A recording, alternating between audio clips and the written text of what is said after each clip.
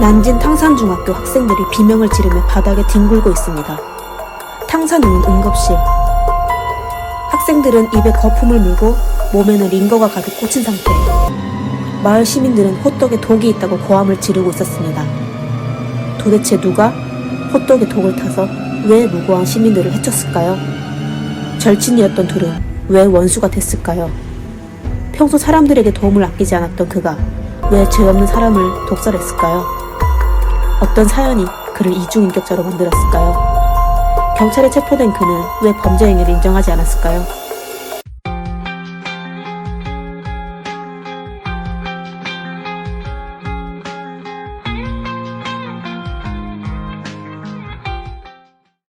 안녕하세요. 미스터리 수사국입니다. 2002년 9월 14일 무각마을 이씨 집안의 외동아들 이모군은 여느 때와 같이 3명의 사촌 여동생들과 같이 마당에서 공을 차며 놀고 있었어요. 호떡이요, 호떡이요, 황금 호떡이요. 한 할머니가 호떡 장사를 하는 소리였습니다. 소리를 들은 이모군은 바로 밖으로 나가 호떡 4개를 구매하여 동생들과 나눠 먹었습니다. 아이들은 놀다가 배가 고파서인지 삼키듯 호떡을 전부 먹었습니다. 하지만 얼마 안 돼 아이들은 바닥에 쓰러지고 말았습니다. 한 아이는 놀라서 두 눈을 부릅뜨고 있고 또 한 아이는 아프다는 소리가 나오기도 전에 쓰러졌습니다. 그때 탕산에는 고함, 울부짖는 소리, 사이렌 소리로 가득 찼습니다.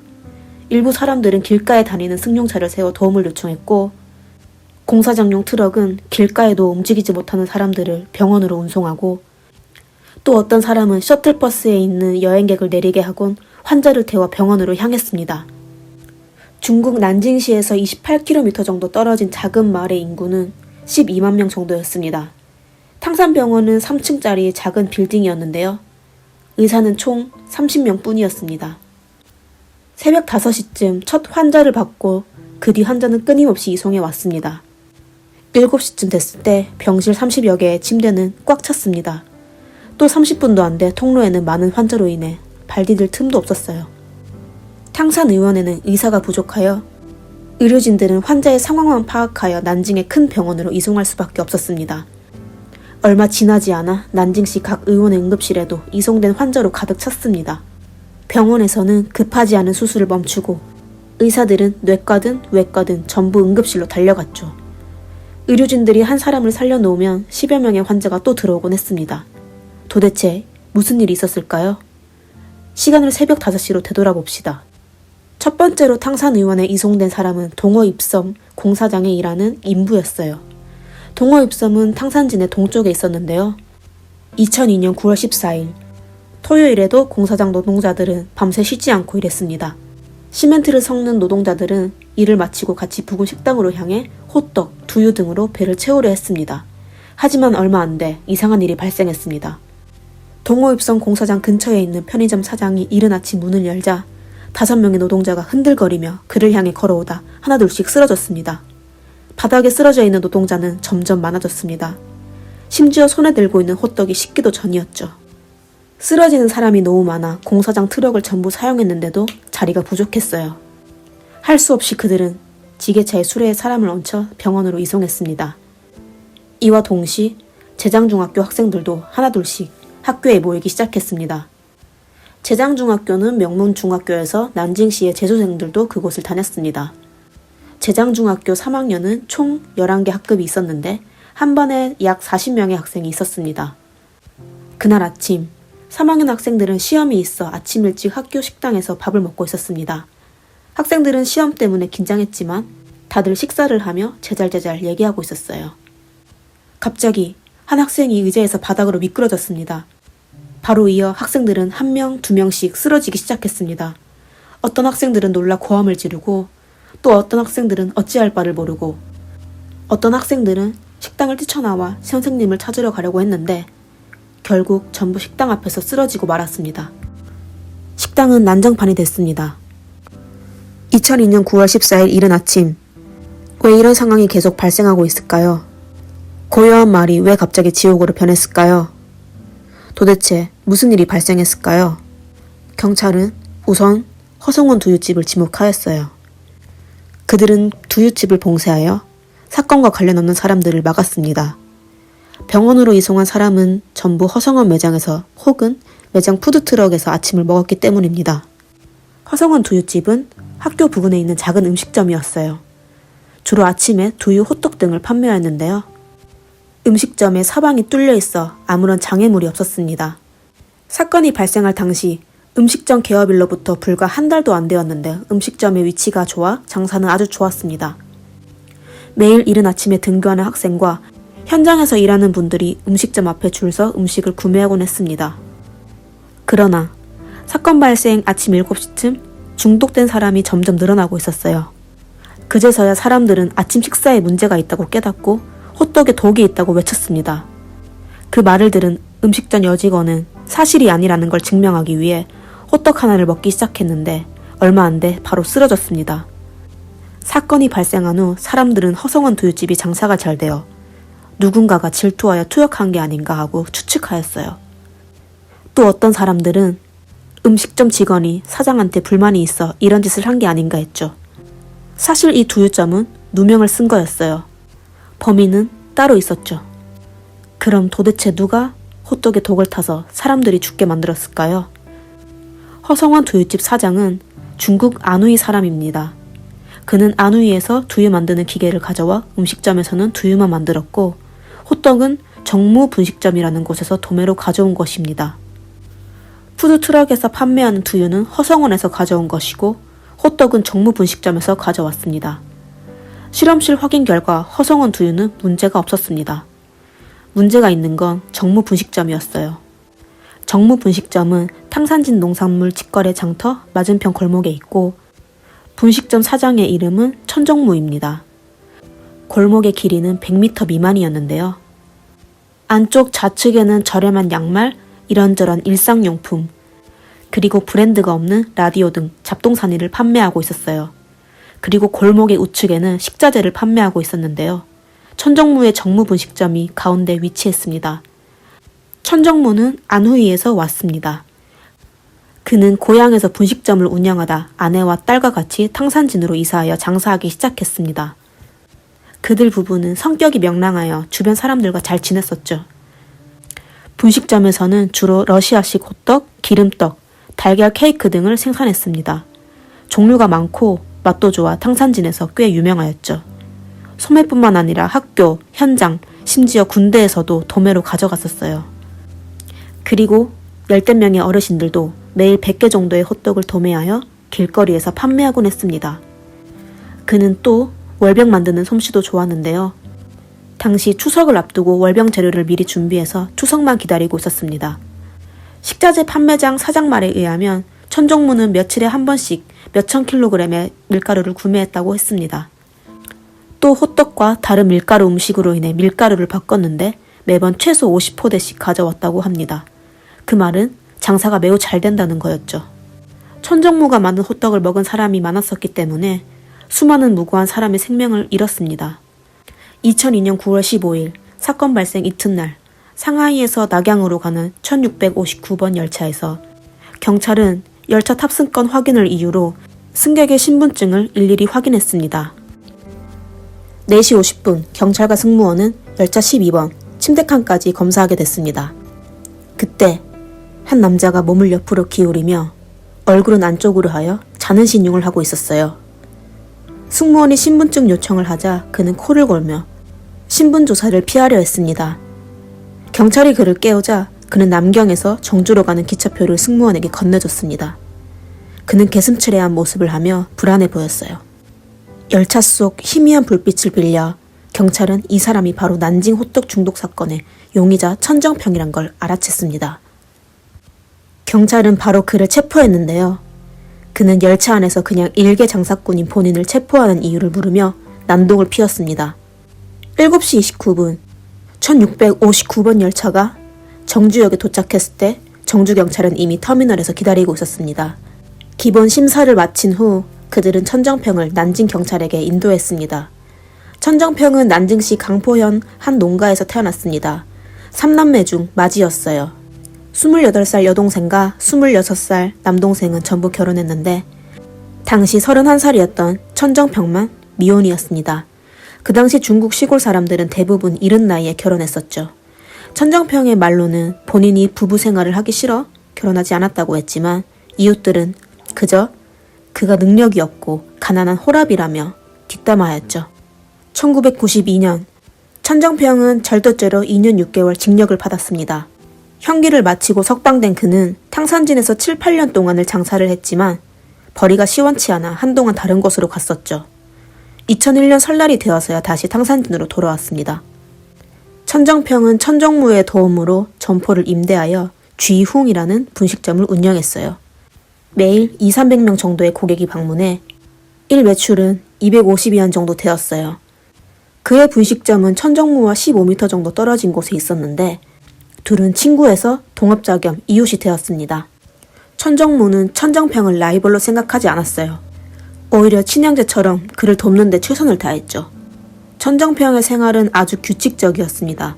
새벽 3시에 일어나 매장에 도착하여 밀가루 음식을 만들고 오후에는 집에서 자다가 저녁 무렵 다시 매장으로 출근해 다음날 식자재를 준비했어요. 여유 시간이 있을 때면 천정무의 매장에 가거나 근처 과일가게 천국림의 집으로 가서 카드게임을 했었죠. 천정무와 천정평은 같이 카드게임도 하고 함께 식사를 하기도 했었죠. 둘의 사이는 아주 좋았어요. 이웃과 집주인은 둘 사이에 갈등이나 말다툼이 전혀 없었다고 합니다.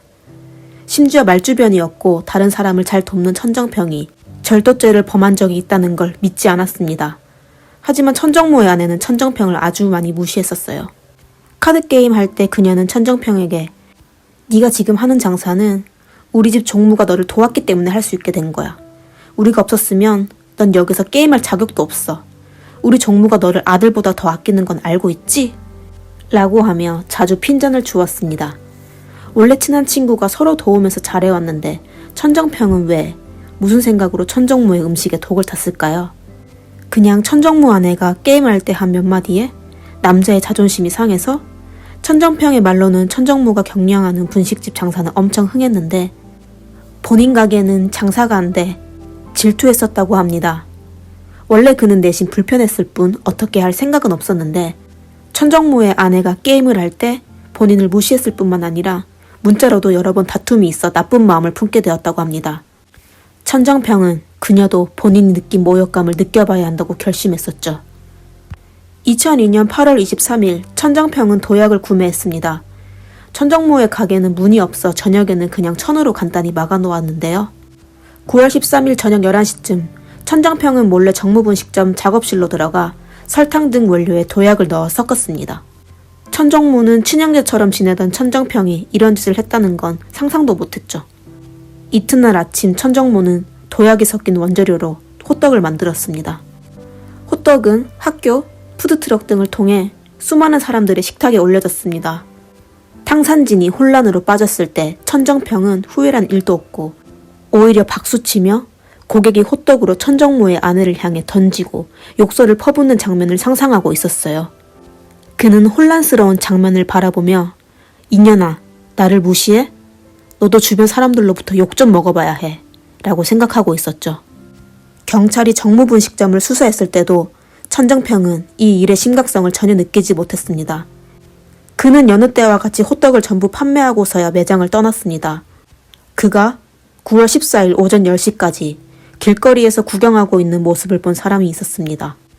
경찰이 분식점이 위치한 골목길을 봉쇄한 후 천정평은 집주인을 찾아가 요즘 장사도 못하니 집에 가봐야겠다고 하며 물세 전기세는 며칠 뒤 입금해주겠다고 말했습니다. 이후 집주인 얘기에 따르면 당시 천정평은 아무 일도 없다는 듯 침착했다고 했습니다. 집주인과 헤어지고 천정평은 분식점에서 일하고 있는 조카를 누나의 집까지 데려다주고 기차역으로 향했습니다. 그는 난징에서 정주로 가는 기차표를 구매하여 그날 밤 곧바로 난징을 떠났습니다.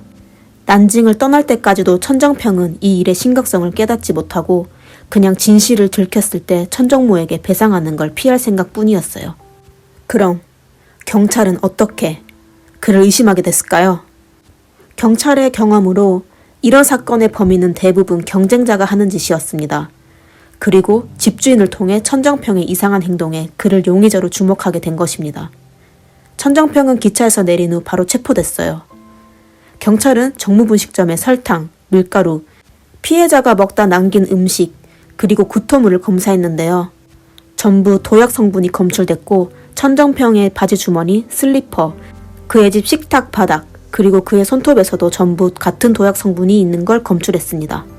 2002년 9월 30일 난징시 중구민민법원 판결 결과 천정무는 사형을 선고받았습니다. 하지만 그는 반복적으로 이렇게 심각하게 될 줄은 상상도 못했다며 빌었습니다. 또한 왜 천정무의 아내만 해치지 않고 시민들을 독살했겠냐며 항소했지만 2002년 10월 10일 강수성 고급인민법원에서는 사형 처벌을 유지하고 사형 실시를 통보했습니다. 2002년 10월 14일 천정평의 사형이 집행됐습니다. 그가 범행을 저지른 지 한 달 만이었죠. 사형 집행이 빠르게 실시되어 피해자에 대한 작은 위로가 됐습니다. 하지만 죽은 자는 다시 살아날 수 없고 수많은 가족의 행복은 산산조각이 났습니다. 천정평이 탕산진 사람들에게 남긴 상처는 오래도록 치유되지 못할 겁니다. 사건은 여기서 끝이 났습니다. 모든 매체에서는 천정평이 질투 때문에 저지른 범행이라고 보도했는데요. 사건을 빌어 질투에 관한 이야기를 해봅시다. 사실 질투는 사람의 본능이죠. 다만 대부분의 사람은 본능을 통제할 수 있습니다. 다른 사람을 초월하는 욕망이 생겼을 때 이런 감정을 잘 이용하면 사람을 성장시키기도 하죠. 하지만 이런 감정에 휘말려 나오지 못하면 결국 극단적인 선택을 할 수도 있죠. 다시 사건을 되돌아보면 만약 천정무가 질투 때문에 저지른 일이라면 왜 굳이 고객들의 아침 식사에 독을 탔을까요? 고객들이 본인의 음식점에 들리지 않아 원망해서일까요? 혹은 열등감으로 인해 저지른 짓일까요? 여러분들의 생각은 어떤지 댓글로 남겨주세요. 미스테리 수사국입니다. 감사합니다.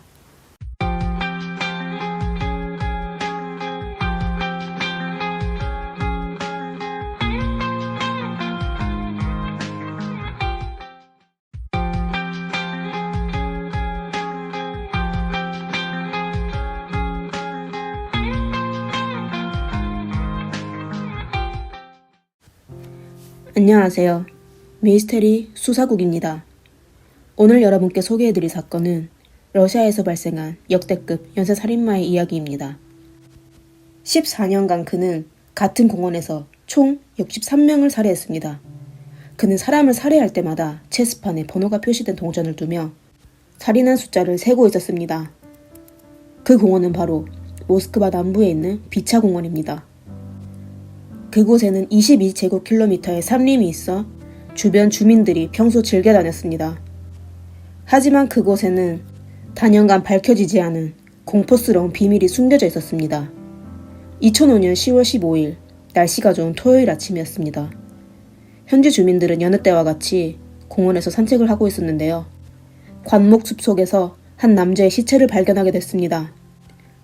시체에는 여러 개의 상처가 있었는데 깨진 머리에 술병 하나가 꽂혀 있고 뇌는 사방에 퍼져 있었습니다.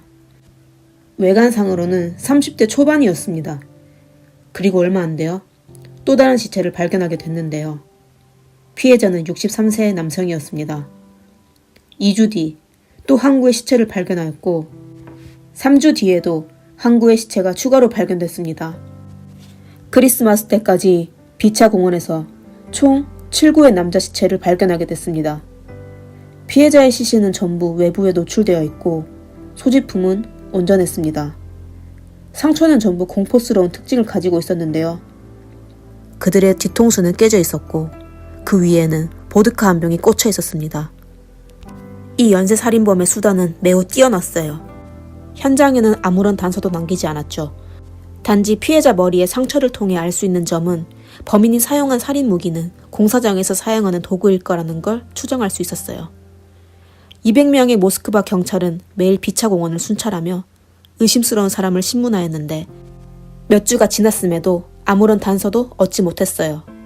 매체에서는 범인을 비차 광인으로 불렀어요. 모스크바시 사람들은 공포에 빠져 아무도 감히 비차 공원에 가지 못했습니다. 비차 광인과 관련된 루머와 추측이 멈추지 않았습니다. 공원 부근에 정신병원이 있었는데요. 안정된 환자는 공원에서 산책하곤 했습니다. 그렇다면 범인은 정신병원 환자가 아닐까요? 경찰은 이 부분을 조사해 보았지만 증거 불충분으로 조사가 마무리됐습니다. 대부분 피해자는 중년 남성이었어요. 그럼 범인은 남자를 증오하는 여자일까요? 하지만 7명의 남자를 연속해서 둔기로 살해하려면 엄청난 힘이 있어야 되는데 분명 여자는 아니었죠. 경찰은 공원에서 여장하고 있는 수상한 남자를 발견했는데요. 그의 가방에는 망치 같은 도구가 있었습니다. 그는 요즘 공원에 살인사건이 있어 본인의 안전을 위해 도구를 갖고 다니는 거였다고 했지만 여러모로 수상하여 여장 남자를 바로 경찰서에 데려가 수사를 진행했습니다. 각 매체에서 비차 광인을 체포했다고 보도하여 시민들은 모두 안심했는데요. 몇 시간 조사 결과 이 여장 남자는 범인이 아니었습니다. 심리학자의 분석에 따르면 여장 남자는 보통 온유하여 흉악한 짓을 하지 않았습니다. 더욱 중요한 건 사건 발생 당시 그는 완벽한 알리바이가 있었어요. 사건은 다시 미궁 속으로 빠졌습니다.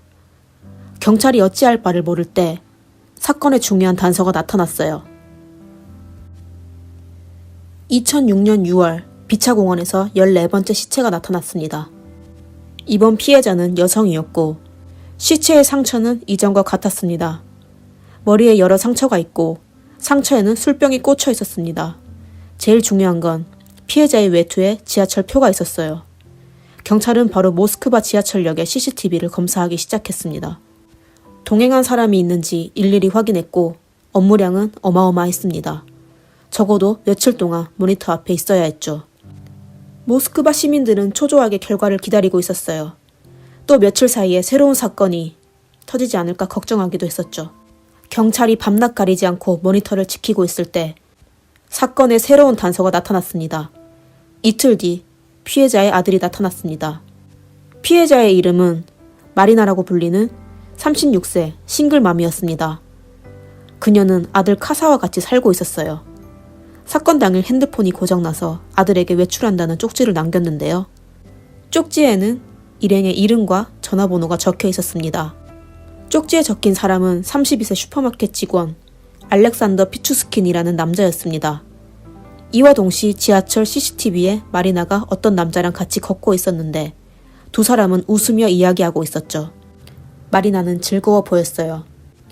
그녀는 자기와 즐겁게 걷고 있는 그 남자의 가방에 살인도구가 있다는 건 상상도 못했을 겁니다. 확인 결과 이 남자가 바로 알렉산더 피추스킨이었습니다. 6월 16일 피추스킨을 체포하여 신문을 시작했습니다. 신문 과정 중 그는 매우 침착했습니다.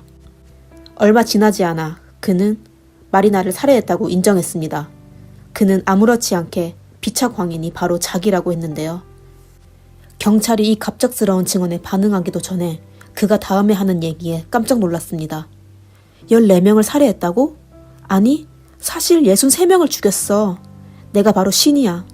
그들에게 신생을 줬어. 1974년 알렉산더 피추스키는 모스크바 비차공원 근처에 있는 낡은 아파트에서 태어났습니다. 그가 출생 전부터 아버지는 아내를 버리고 가출했는데요. 그의 어머니는 혼자 아들을 키울 여력이 안 되어 피추스킨이 태어나자 보육원으로 보냈습니다. 하지만 얼마 안 돼 그의 어머니는 그를 다시 데려와 할아버지 댁으로 보내 생활하게 됐습니다. 피추스킨이 4살이 되던 해 게임을 하다 그네에 부딪힌 적이 있었는데요. 그때부터 그의 정신상태가 불안정해 20살까지 정신과를 방문했었죠. 어릴 적 아버지의 버림과 생계를 위해서 일만 하던 어머니는 그를 제대로 보살피지 못했습니다. 할아버지와 같이 있을 때만 어린 피추스킨이 따뜻한 친정을 느낄 수 있었죠. 할아버지는 그에게 강아지 한 마리를 선물했는데요. 그들은 강아지와 함께 자주 비차공원에서 산책했습니다. 그 시절이 아마 피추스킨의 가장 행복한 시절이었을 겁니다. 하지만 행복은 오래 유지되지 못했어요. 할아버지가 세상을 빨리 뜨게 되고 피추스킨은 혼자 강아지를 데리고 비차공원에서 산책하며 할아버지와의 행복한 시절을 생각할 수밖에 없었습니다. 얼마 안 돼 유일하게 그의 곁에 있는 강아지도 세상을 떠났습니다. 강아지의 죽음은 피추스킨에게 큰 타격이었어요. 세상에서 버림받은 기분이었죠. 그는 강아지를 비차공원에 묻어놓고 자주 혼자서 무덤으로 가서 무덤 속 강아지와 이야기나 하곤 했습니다. 성격도 점점 이상해지기 시작했습니다. 훗날 강아지의 무덤 주위는 피추스킨의 살인 장소가 됐었죠. 성인이 된 그는 목수일을 배우다가 비차공원 근처에 있는 슈퍼마켓에서 일하게 됐습니다. 슈퍼마켓의 사장은 그를 매우 인상 깊게 생각했었는데요.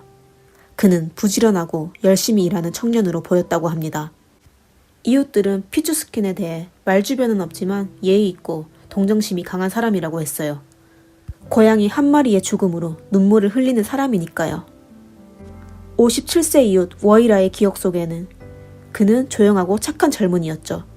하지만 그들이 모르는 건 보기에 착하고 예절 있는 피추스킨은 어린 시절에 많은 불행을 겪어 이미 반사회성 인격을 지니고 사람을 해칠 계획을 하고 있었어요. 1992년 막 성인이 된 피추스킨은 흥분에 빠졌습니다. 그는 살인하는 걸 준비됐다고 느꼈습니다. 그는 동창 오딘 쿠그를 불러 같이 살인하기로 결심했습니다. 처음 오딘 쿠그는 아무 생각 없이 흥분하여 살인 계획에 동의했는데요. 나중에 생각 끝에 살인 계획을 포기했습니다. 그러나 피추스킨은 오딘 쿠그로부터 배신과 버림받았다고 생각해 망치로 그의 뒤통수를 향해 내리치고 정신을 잃게 만들어 그를 우물 속으로 던졌습니다. 이 장면을 회상하는 피추스킨은 처음의 살인이 첫사랑처럼 달콤하여 잊을 수 없었다고 했습니다. 사람을 죽이는 걸 첫사랑으로 비유하다니 피추스킨이 얼마나 공포스럽고 기형적인지 알 수 있었죠. 사실 오딘 쿠그가 살해당하고 나서 경찰은 피추스킨을 조사했었어요.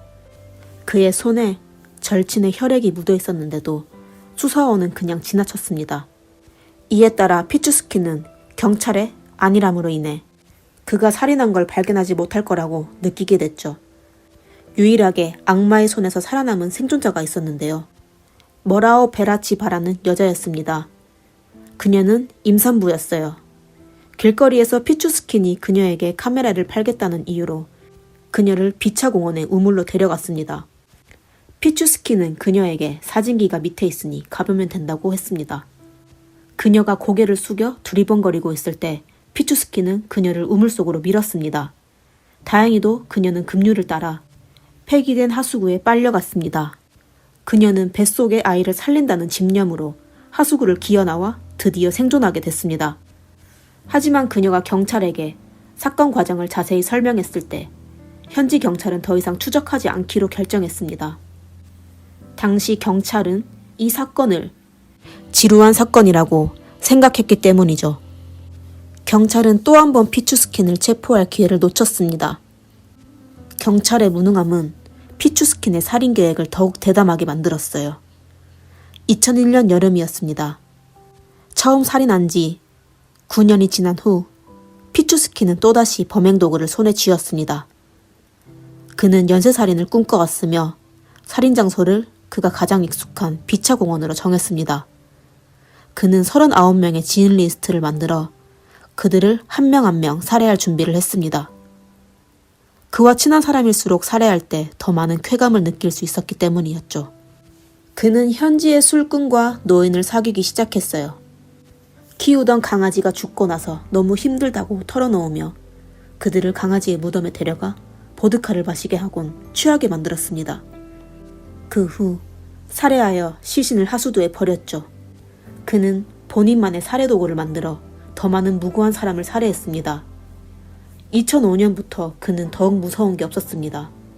매번 살해한 사람이 숨지는 걸 확인하고 피추스킨은 바로 집으로 향했어요. 매일 8시에 방영하는 막장 드라마를 봐야 했기 때문이었죠. 정말 상상만 해도 끔찍하죠? 어떻게 사람을 끔찍하게 살해하고는 아무 일 없다는 듯 자기 생활에 집중할 수 있을까요? 피추스킨은 체스 두는 걸 좋아했습니다. 그는 사람을 살해할 때마다 동전을 체스판 칸에 뒀어요. 그리고 체스판 칸에 숫자를 표시하여 기록하곤 했습니다. 피추스킨이 체포될 때 그의 체스판 64개의 칸은 거의 다 채워졌습니다. 한 칸만 남았었죠. 피추스킨의 피해자 중 3명의 이웃이 있었는데 같은 아파트에 거주하고 있었습니다. 이웃 워이라의 기억으로 2명의 이웃은 2005년에 실종되었고 한 명은 어느 날 보드카를 마시러 나갔다가 다시는 돌아오지 않았다고 합니다. 그는 며칠 뒤 또 어떤 이웃이 실종됐어요. 지금 생각해보니 피추스킨은 한때 거의 매일 사람을 살해한 것 같네요. 마치 출근하는 것처럼요. 라고 말했죠. 피추스키는 2006년 6월 16일에 체포되어 2007년 8월 13일에 재판하게 됐습니다. 법정에서 그는 매우 담담하게 모든 범행을 인정했습니다. 심지어 살해 과정을 디테일하게 기억하고 있었어요.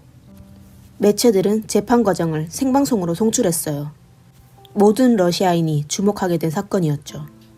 처음으로 많은 사람의 관심을 받게 된 그는 뜻밖의 흥분했습니다. 그의 발언은 사람을 더욱 오싹하게 만들었어요. 사람을 죽이는 건 나의 필수품이에요. 사람을 죽이지 않고는 살 수 없어요. 나는 그들의 하나님이죠. 저 세상의 문을 그들을 위해 활짝 열어 새로운 생명을 얻게 했습니다. 그는 먼저 15년 동안 독방에 감금되어 정신병 치료를 받아야 했습니다. 러시아는 1996년부터 사형제도가 폐지되어 피추스키는 여생을 감옥에서 지내야 했습니다. 사건은 여기서 끝이 났는데요. 피추스킨의 반사회성, 반인격적 성격은 어떻게 형성되었을까요? 러시아 심리학 전문가의 분석에 따르면 피추스킨의 변태적 성격은 그가 어릴 적 아버지로부터 버림받은 것과 비참한 어린 시절에 관련이 있다고 합니다. 그리고 할아버지의 죽음은 그를 연쇄살인마로 만들었죠. 할아버지가 세상을 뜨는 순간 그는 자신이 버림받았다고 생각하게 되었으며 반사회적 인격이 나타났습니다. 그는 할아버지에게 복수하기 위해 많은 노인을 살해했습니다. 피추스키는 자신감이 없는 사람이었어요. 그는 이성을 많이 두려워했어요. 이성을 사귀고 싶었지만 이성에게 공포감을 느껴 여성들을 살해하고 그로부터 성적 쾌감을 느끼곤 했습니다. 경찰은 피추스킨을 체포하고 그의 방에서 대량의 성인 영화를 찾게 되었는데 성폭력 관련 비디오가 특히 많았습니다. 그가 수사받을 때 경찰에게 했던 얘기가 있었는데요. 사람을 죽이는 느낌은 마치 성적 흥분을 느끼는 것 같았다고 합니다. 또 그는 술을 즐겨 마셨어요. 알코올로 인생의 실패를 잊고 살인을 본인의 위대한 사업으로 여겼으며 자신의 존재감을 인정받고 싶어 했습니다. 피추스킨을 통해 어린 시절이 사람에게 얼마나 큰 영향을 미치는지 알 수 있었습니다. 세상의 모든 어린이가 행복하고 보호받는 즐거운 어린 시절을 보냈으면 합니다. 오늘의 영상은 여기까지입니다. 미스테리 수사국입니다. 감사합니다.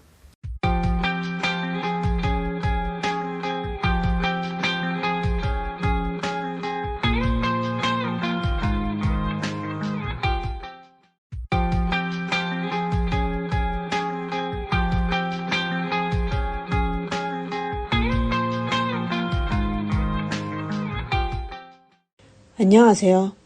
미스테리 수사국입니다. 오늘 소개해드릴 사건은 1999년 일본 사이타마현에서 발생했습니다. 이야기의 주인공은 사이타마현 오이카와시에 살고 있는 21살 평범한 여대생 이노 시오리 양입니다. 그녀는 친구와 같이 오락실에서 놀고 있었는데요. 한 남자가 갑자기 그녀들에게 다가와 말을 걸었습니다. 남성은 본인을 마코토라고 소개하며 직업은 외제차 딜러고 매달 수입이 괜찮다는 말로 시오리를 현혹시켰습니다. 순진했던 시오리는 그의 말을 믿었는데요. 사실 1999년 일본은 경제 위기를 맞아 자동차 판매업은 거의 생계를 유지하는 정도였죠. 사실 마코토라고 소개한 이 남자의 실제 이름은 코마츠 카즈토라고 합니다. 나이는 27살이었으며 직업 역시 자동차 판매상이 아니라 도쿄에서 불법 술집을 운영하는 사장이었습니다. 그런 사실을 모르는 시오리는 코마츠에 대해 아주 좋은 인상을 가졌어요. 그는 유머 감각이 있고 유식해 보였습니다. 오락실에서 만난 둘은 연락처를 교환하게 되었고 얼마 안 돼 정식으로 사귀게 되었습니다. 초반에 둘은 달콤한 연애를 했었죠. 코마츠와 시오리는 매주 데이트를 했어요. 시오리는 본인보다 약간 연상인 남성과 사귀는 게 괜찮다고 생각했죠. 사귀는 시간이 길어지자 코마츠는 시오리에게 명품을 선물하기도 했습니다. 시오리는 실제로 아주 검소한 여성이었어요. 남자친구로부터 계속 비싼 선물을 받게 되자 미안한 감정을 느끼기도 했죠.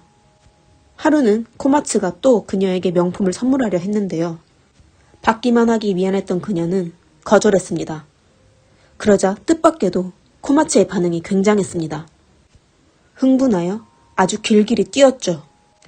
3월 20일 둘이 사귄 지 2달이 되었을 때 시오리는 코마츠의 집에 방문하게 되었습니다. 그러나 코마츠의 집에서 여러 대의 숨겨진 카메라가 있는 걸 발견하게 되었습니다. 시오리가 잔뜩 긴장하며 왜 숨겨진 카메라가 있냐고 지적하자 코마츠는 갑자기 화를 내며 시오리를 벽에 밀치고 벽을 쾅쾅 치면서 고함으로 협박하기 시작했습니다.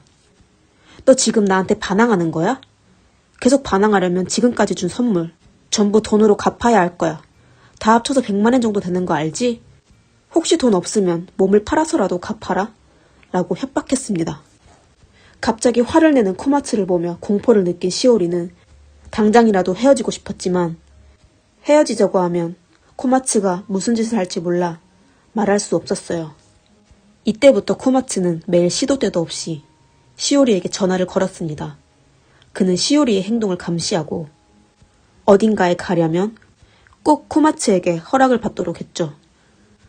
전화를 받지 않으면 그녀의 자택과 친구들에게까지 연락했어요. 1993년 3월 30일 시오리는 참다 못해 가족과 친구들에게 유서를 남기고 코마츠와 헤어지기로 결심했습니다. 하지만 코마츠는 시오리가 감히 헤어지겠다고 하면 그녀의 가족을 전부 해칠 거라고 협박했어요. 시오리는 할 수 없이 코마츠와 계속 사귀게 되었습니다. 하지만 코마츠의 집착은 갈수록 심해졌어요. 그는 시오리가 누구와도 연락하지 못하게 하고 심지어 부활을 시켜 24시간 그녀를 감시했어요. 또 시오리가 강아지를 산책시킬 때마저 욕설을 퍼붓고 못살게 굴었습니다. 강아지랑 산책할 시간은 있고 본인과 데이트할 시간은 없냐며 말이죠. 하루 24시간을 꼬박 감시당한 시오리는 점점 공황에 빠졌습니다. 부모님께는 감히 얘기하지 못하고 친구에게 속마음을 털어놨는데요. 언젠가는 코마츠 때문에 죽을 것 같다고 말했습니다. 6월 14일 만난 지 5개월이 흐른 후 시오리는 참다 못해 다시 코마츠에게 헤어지자고 했는데요. 그날 저녁 코마츠는 친형과 부하를 데리고 시오리의 집에 억지로 쳐들어왔습니다. 그때 시오리와 어머니만 집에 있었는데요. 코마츠는 시오리에게 고가의 선물을 했었으니 대가로 500만 엔을 달라고 협박했습니다. 코마츠 일행은 그녀의 집에서 1시간 이상을 머물러 있었습니다. 시오리의 아버지가 집에 도착하고 난 후에야 떠났습니다. 시오리는 어머니의 품에 안겨 울며 코마츠와의 사귀게 된 과정을 털어놨습니다. 고민 끝에 그들은 경찰에 신고하기로 했어요. 6월 21일 시오리는 코마츠와 완전히 헤어지길 결심하고 코마츠가 준 선물을 포장하여 택배로 그에게 보냈죠. 시오리의 아버지는 경찰서에 가서 신고하며 선물은 전부 택배로 되돌려 주었다고 전달했습니다. 7월 13일 아침 시오리의 집 주변과 학교 가는 길에 심지어 그녀의 아버지의 회사에도 그녀의 사진이 붙은 전단지가 잔뜩 붙어 있었습니다. 전단지 위에는 더럽고 조속한 말로 가득 찼고 그녀를 속물인 술집 여자로 묘사했습니다. 7월 20일 코마츠는 시오리의 사진 그리고 전화번호와 이름을 카드에 적어 성매매 여성으로 포장하여 뿌리기 시작했습니다. 시오리는 가족들과 같이 다시 경찰서에 방문해 코마츠를 명예훼손으로 신고했습니다. 10월 16일 새벽 2대의 승용차가 시오리의 집 부근에서 주차한 뒤 소란을 피우기 시작했습니다. 사실 6월 21일 시오리가 보낸 택배를 받은 코마츠는 이미 시오리를 살해할 계획을 시작했습니다. 코마츠는 친형을 통해 불법 술집 점장인 쿠보타에게 2천만 엔을 건네주며 시오리를 살해하라고 지시했습니다. 그리고 코마츠는 알리바이를 만들기 위해 7월 5일 이미 오키나와로 떠났습니다. 10월 26일 오전 쿠보타는 다른 일행 2명과 이케부쿠로에서 만나 협상 후 따로 승용차를 이용해 오메가와시에 도착했습니다. 한 명은 시오리를 미행하고 쿠보타와 다른 한 명은 시오리를 살해하길 준비했습니다. 그날 오후 1시쯤 시오리는 터미널에서 버스를 기다리며 학교에 가려고 했습니다. 이때 갑자기 쿠보타가 나타나 그녀를 칼로 2번 찌르고 재빨리 달아났어요. 시오리는 바로 병원 응급실로 이송됐지만 과다출혈로 인해 오후 1시 반 결국 사망하고 말았어요. 앞서 말했듯 코마츠 일행이 처음 시오리의 집에 무단 침입했을 때 시오리와 그의 부모는 경찰에 바로 신고했는데요. 당시 경찰은 신고 내용을 듣고 나서 형사사건인지 민사사건인지 애매하다고 판단하여 코마츠가 다른 행동을 할 때 다시 경찰서로 오라고 전달했습니다. 전단지가 배포되자 시오리와 그녀의 어머니는 다시 경찰서로 찾아가 코마츠에 대한 체포 요청을 하였지만 그녀를 담당한 형사 2과 과장은 체포영장이 없으면 수사할 수 없다고 했습니다. 그리고 시오리는 수험생이니 시험이 끝나고 고소장을 준비하면 시험에도 영향이 가지 않을 거라고 말했어요. 하지만 시오리는 이미 코마츠를 고소하기로 결심했다고 말하며 당일에 제출할 거니 경찰은 적극적으로 처리해달라고 여러 번 요청했습니다. 그러나 경찰은 기어코 시오리에게 시험이 끝나고 다시 찾아오라고 했습니다. 시험 시간이 확정되자 시오리는 어머니와 다시 경찰서를 방문했는데요. 그녀들을 담당한 경찰은 여전히 형사 2과 과장이었습니다. 하지만 이번에도 그는 사건 담당자가 자리를 비웠다는 황당한 핑계로 일주일 뒤 다시 찾아올 것을 요구했어요. 일주일 후 경찰서에서는 드디어 시오리의 고소장을 받았는데요. 사건 조사 보고서에는 시오리를 명예훼손한 사람이 누군지 알 수 없다고 기록되어 있었습니다. 시오리와 그녀의 가족은 코마츠가 명예훼손범이라고 계속 주장했습니다. 그러자 경찰은 범인이 확실하므로 일단 명예훼손건은 고소를 취하하고 피해 신청으로 재수사하겠다고 했습니다. 그럼 경찰은 왜 시오리에게 고소를 취하하라고 요구했을까요? 가미오 경찰서는 사이타마에키 경찰서 소속이었는데요. 만약 시오리가 피해 신청을 하면 그들은 사이타마에키 경찰본부로 신고할 필요도 없었고 급히 처리할 필요도 없었기 때문입니다. 시오리의 어머니가 고소를 취하하도록 설득하기 위해 경찰은 그녀의 집까지 찾아가 고소가 취하된 후에도 다시 제출할 수 있다라며 거짓 설득을 했습니다. 사실 일본은 같은 사건으로 고소가 취하되면 재고소할 수 없었습니다. 하지만 시오리의 어머니는 끝까지 고소할 거라고 하며 경찰의 요구를 거절하였습니다. 그의 소극적인 태도는 눈에 띌 정도로 뻔뻔했어요. 경찰이 코마츠를 돕고 있는 게 아닌지 의심할 정도였습니다. 신기하게도 시오리가 살해된 후 기자가 미흡한 일처리를 꼬집었을 때도 경찰서의 답변은 더욱 의미심장했었죠. 사이타마에키 경찰서 고위 간부가 발언했습니다. 저희가 조사하지 않았습니다. 시오리 양의 집까지 가서 고소 취하 요청한 경찰은 없었습니다. 그리고 아무런 고소 기록과 보고서도 없습니다. 경찰은 절대 고소 취하하라고 권하지 않았습니다. 라고 말이죠. 심지어 경찰은 이건 코마츠가 사람을 고용하여 경찰로 위장해서 시오리 집을 방문했다고 말했습니다. 시오리가 살해된 후 가미오 경찰서에서는 기자회견을 열었는데요. 수사과 과장은 미소를 지으며 사건 과정을 묘사했습니다. 일본에서는 일반적으로 형사사건의 피해자 정보를 대중에게 공개하지 않습니다. 그러나 가미오 경찰서에서는 경찰의 무능함을 감추기 위해 시오리가 살해당했을 때 프라다 핸드백을 메고 있었다고 언급했습니다. 경찰은 기자회견에서 업처구니 없는 사항만 발표했는데요. 매체들은 시오리의 사생활에만 앞다퉈 집중했어요. 그들은 근거 없는 사실을 뉴스로 옮겨 보도하고 시오리를 명품 밝히는 속물로 묘사했습니다.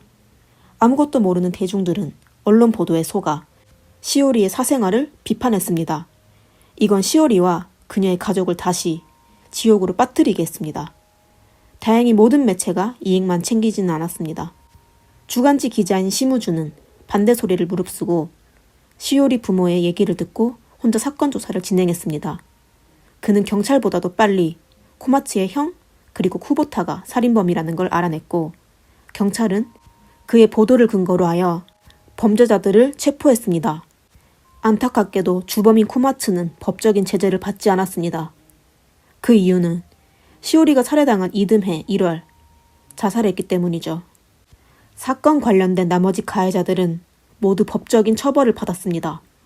사건이 점점 이슈가 되자 국민들은 경찰의 무능과 무책임에 대해 분노를 퍼부었는데요.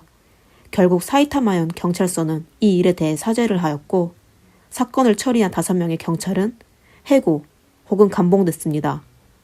시오리의 가족은 경찰을 고소하여 최종 승소했습니다. 이 사건으로 인해 5월 18일 일본에서는 스토커 행위 등의 규제 등에 관한 법률이 개정되었습니다. 이번 개정법에서는 상대의 동의 없이 미행하거나 감시하고 고정된 곳에 기다리는 행위 등을 경찰 신고사항에 넣어 피해자가 편히 신고할 수 있도록 했습니다. 이 사건은 여기에서 끝났습니다. 시오리의 아버지는 딸이 총 3번 살해당했다고 말했어요. 첫 번째는 살인범, 두 번째는 경찰, 세 번째는 무자비한 매체였죠. 코마츠 카즈도가 시오리를 대했던 방식은 흔히 말하는 픽업 아티스트들이 하는 짓이었죠. 처음 그들은 자신을 사회에서 성공한 매력적인 사람으로 포장하고 상대방에게 비싼 선물을 해서 신뢰를 얻습니다. 그리고 나선 서서히 상대방을 세뇌시키고 정신적으로 통제하여 상대방이 주변 사람들과 교류를 차단하게 만드는 겁니다. 사실 이 사건의 주인공 시오리는 일찍 깨달은 편이었습니다. 그녀는 코마츠를 떠나려고 했지만 코마츠가 그녀를 쉽게 놔주지 않았어요. 코마츠 같은 성격을 지닌 사람은 쉽게 목표 대상을 포기하지 않았습니다. 이 사건 중 가미오 경찰서의 사건 처리 방식도 우리를 생각하게 했습니다. 가미오 경찰서는 여러 차례 신문을 거부했습니다. 경찰서에서는 시오리 가족을 협박하고 심지어 고소치하까지 종용했었죠. 추후 밝혀진 사실로는 경찰은 시오리 가족이 신고한 사건의 보고 기록도 바꿨습니다. 심지어 내막을 아는 사람들의 얘기에 의하면 그들은 평상시에도 사건을 이런 식으로 말도 안 되게 처리했다고 합니다. 그리고 과미오 경찰서에서는 언론도 조절했는데요. 그들은 기자회견에서 시오리의 거짓 정보를 발표하여 그녀를 사치스러운 술집 도우미 여성으로 만들어 보도하게 만들었습니다. 그녀가 살해당한 건 그녀의 자업자득이라고 포장하여 경찰의 무능력함을 무마하려고 했습니다. 민중을 지켜야 하는 경찰이 이런 짓을 하다니 너무 공포스럽습니다. 그래도 다행인 건 항상 시미즈 같은 정의로운 기자가 나서줘서 사람들에게 진실을 얘기해줄 수 있으니까요. 오늘의 사건은 여기까지입니다. 재미있게 보셨으면 좋아요와 구독 부탁드립니다. 미스터리 수사국입니다. 감사합니다.